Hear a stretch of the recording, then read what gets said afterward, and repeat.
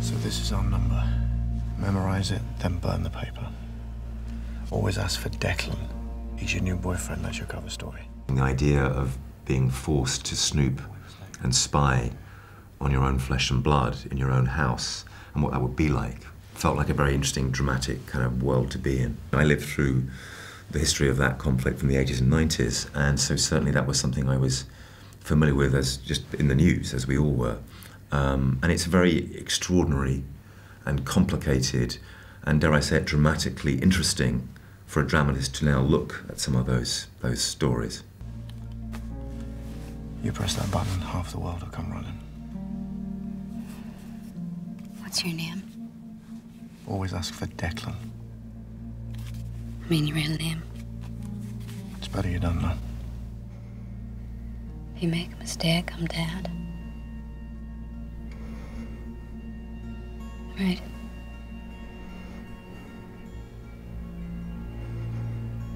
I'd like to know your name. I think the strength of this piece for me was that it wasn't judgmental. It wasn't a film that was taking any sides.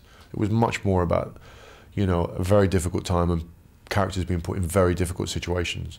And when you see her go back to her family and look at, you know, every character in it, you can kind of understand the situation they're in, and it's not apportioning blame, it's not being judgmental, it's more you just come out going, that was a really difficult time for a lot of people.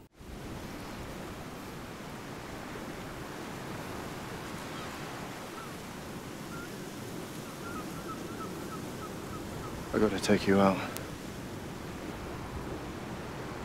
It's just me, you understand? They've got their own agenda, so if I take you out, we're on our own.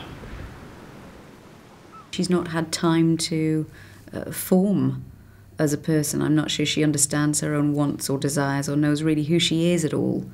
But what she does have is a very full inner life and a ferocity, a strength, and a huge amount of heart. And she spends this situation where we come to her for 2 hours, in and out, in patches of her life, under the type of extreme pressure that only can be coped with through practice. For God's sake.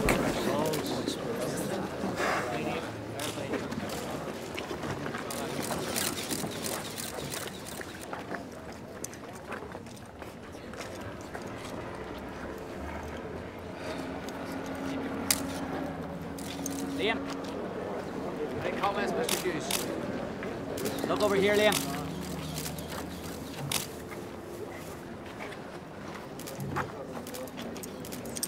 All right.